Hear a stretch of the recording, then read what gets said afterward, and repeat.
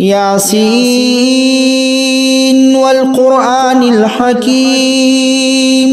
إنك لمن المرسلين على صراط مستقيم تنزيل العزيز الرحيم لتنذر قوما ما أنذر آباؤهم فهم غافلون لقد حق القول على أكثرهم فهم لا يؤمنون إنا جعلنا في أعناقهم أغلالا فهي إلى الأذقان فهم مقمحون وجعلنا من بين أيديهم سدا ومن خلفهم سدا فأغشيناهم فهم لا يبصرون وسواء عليهم أنذرتهم أم لم تنذرهم لا يؤمنون إنما تنذر من اتبع الذكر وخشي الرحمن بالغيب فبشره بمغفرة وأجر كريم إنا نحن نحيي الموتى ونكتب ما قدموا وآثارهم وكل شيء أحصيناه في إمام مبين واضرب لهم مثلا أصحاب القرية إذ جاءها المرسلون إذ أرسلنا إليهم 2 فكذبوهما فعززنا بثالث فقالوا إنا إليكم مرسلون قالوا ما أنتم إلا بشر مثلنا وما أنزل الرحمن من شيء إن أنتم إلا تكذبون قالوا ربنا يعلم إنا إليكم لمرسلون وما علينا إلا البلاغ المبين قالوا إنا تطيرنا بكم لئن لم تنتهوا لنرجمنكم وليمسنكم منا عذاب أليم قالوا طائركم معكم أئن ذكرتم بل أنتم قوم مسرفون وجاء من أقصى المدينة رجل يسعى قال يا قوم اتبعوا المرسلين اتبعوا من لا يسألكم أجرا وهم مهتدون وما لي لا أعبد الذي فطرني وإليه ترجعون أأتخذ من دونه آلهة إن يردني الرحمن بضر لا تغني عني شفاعتهم شيئا ولا ينقذون إني إذا لفي ضلال مبين إني آمنت بربكم فاسمعون قيل ادخل الجنة قال يا ليت قومي يعلمون بما غفر لي ربي وجعلني من المكرمين وما أنزلنا على قومه من بعده من جود من السماء وما كنا منزلين إن كانت إلا صيحة واحدة فإذا هم خامدون يا حسرة على العباد ما يأتيهم من رسول إلا كانوا به يستهزئون ألم يروا كم أهلكنا قبلهم من القرون أنهم إليه لا يرجعون وإن كل لما جميع لدينا محضرون وآية لهم الأرض الميتة أحييناها وأخرجنا منها حبا فمنه يأكلون وجعلنا فيها جنات من نخيل وأعناب وفجرنا فيها من العيون ليأكلوا من ثمره وما عملته أيديهم أفلا يشكرون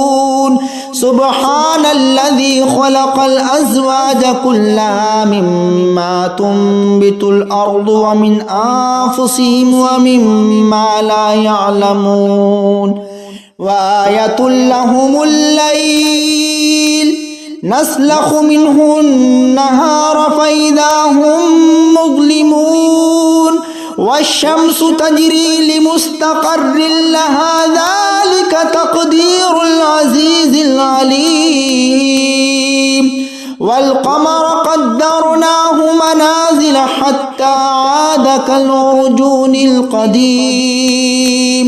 لا الشمس ينبغي لها أن تدرك القمر ولا الليل سابق النهار وكل في فلك يسبحون وآية لهم أنا حملنا ذريتهم في الفلك المشحون وخلقنا لهم من مثله ما يركبون وإن نشأ نغرقهم فلا صريخ لهم ولا هم ينقذون إلا رحمة منا ومتاعا إلى حين وإذا قيل لهم اتقوا ما بين أيديكم وما خلفكم لعلكم ترحمون وما تأتيهم من آية من آيات ربهم إلا كانوا عنها معرضين وإذا قيل لهم أنفقوا مما رزقكم الله قال الذين كفروا للذين آمنوا أنطعم من لو يشاء الله أطعمه إن أنتم إلا في ضلال مبين ويقولون متى هذا الوعد إن كنتم صادقين ما ينظرون إلا صيحة واحدة تأخذهم وهم يخصمون فلا يستطيعون توصية ولا إلى أهلهم يرجعون ونفخ في الصور فإذا هم من الأجداث إلى ربهم ينسلون قالوا يا ويلنا من بعثنا من مرقدنا هذا ما وعد الرحمن وصدق المرسلون إن كانت إلا صيحة واحدة فإذا هم جميع لدينا محضرون فاليوم لا تظلم نفس شيئا ولا تجزون إلا ما كنتم تعملون إن أصحاب الجنة اليوم في شغل فاكهون هم وأزواجهم في ظلال على الأرائك متكئون لهم فيها فاكهة ولهم ما يدعون سلام قولا من رب رحيم وامتازوا اليوم أيها المجرمون ألم أعهد إليكم إليكم يا بني آدم ألا تعبدوا الشيطان إنه لكم عدو مبين وأن اعبدوني هذا صراط مستقيم ولقد أضل منكم جبلا كثيرا أفلم تكونوا تعقلون هذه جهنم التي كنتم توعدون اصلوها اليوم بما كنتم تكفرون اليوم نختم على أفواههم وتكلمنا أيديهم وتشهدهم أرجلهم بما كانوا يكسبون ولو نشاء لطمسنا على أعينهم فاستبقوا الصراط فأنى يبصرون ولو نشاء لمسخناهم على مكانتهم فما استطاعوا مضيا ولا يرجعون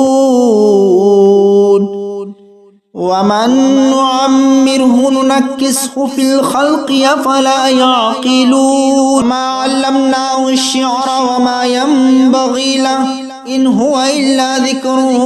وقرآن مبين لينذر ما كان حيا ويحق القول على الكافرين أولم يروا أنا خلقنا لهم مما عملت أيدينا أنعاما فهم لها مالكون وذللناها لهم فمنها ركوبهم ومنها يأكلون ولهم فيها منافع ومشارب أفلا يشكرون واتخذوا من دون الله آلهة لعلهم ينصرون لا يستطيعون نصرهم وهم لهم جند محضرون فلا يحزنك قولهم إنا نعلم ما يسرون وما يعلنون أولم ير الإنسان أنا خلقناه من نطفة فإذا هو خصيم مبين وضرب لنا مثلا ونسي خلقه قال من يحيي العظام وهي رميم قل يحييها الذي أنشأها أول مرة وهو بكل خلق عليم الذي جعل لكم من الشجر الأخضر نارا فإذا أنتم منه توقدون أوليس الذي خلق السماوات والأرض بقادر على أن يخلق مثلهم بلى وهو الخلاق العليم إنما أمره إذا أراد شيئا أن يقول له كن فيكون فسبحان الذي بيده ملكوت كل شيء وإليه ترجعون بسم الله الرحمن الرحيم الرحمن علم القرآن خلق الإنسان علمه البيان الشمس والقمر بحسبان والنجم والشجر يسجدان والسماء رفعها ووضع الميزان ألا تطغوا في الميزان وأقيموا الوزن بالقسط ولا تخسروا الميزان والأرض وضعها للأنام فيها فاكهة والنخل ذات الأكمام والحب ذو العصف والريحان فبأي آلاء ربكما تكذبان خلق الإنسان من صلصال كالفخار وخلق الجان من مارج من نار فبأي آلاء ربكما تكذبان رب المشرقين ورب المغربين فبأي آلاء ربكما تكذبان مرج البحرين يلتقيان بينهما برزخ لا يبغيان فبأي آلاء ربكما تكذبان يخرج منهما اللؤلؤ والمرجان فبأي آلاء ربكما تكذبان وله الجوار المنشآت في البحر كالأعلام فبأي آلاء ربكما تكذبان كل من عليها فان ويبقى وجه ربك ذو الجلال والإكرام فبأي آلاء ربكما تكذبان يسأله من في السماوات والأرض كل يوم هو في شأن فبأي آلاء ربكما تكذبان سنفرغ لكم أيها الثقلان فبأي آلاء ربكما تكذبان يا معشر الجن والإنس إن استطعتم أن تنفذوا من أقطار السماوات والأرض فانفذوا لا تنفذون إلا بسلطان فبأي آلاء ربكما تكذبان يرسل عليكما شواظ من نار ونحاس فلا تنتصران فبأي آلاء ربكما تكذبان فإذا شقت السماء فكانت وردة كالدهان فبأي آلاء ربكما تكذبان فيومئذ لا يسأل عن ذنبه إنس ولا جان فبأي آلاء ربكما تكذبان يعرف المجرمون بسيماهم فيؤخذ بالنواصي والأقدام فبأي آلاء ربكما تكذبان هذه جهنم التي يكذب بها المجرمون يطوفون بينها وبين حميم آن فبأي آلاء ربكما تكذبان ولمن خاف مقام ربه جنتان فبأي آلاء ربكما تكذبان ذواتا أفنان فبأي آلاء ربكما تكذبان فيهما عينان تجريان فبأي آلاء ربكما تكذبان فيهما من كل فاكهة زوجان فبأي آلاء ربكما تكذبان متكئين على فرش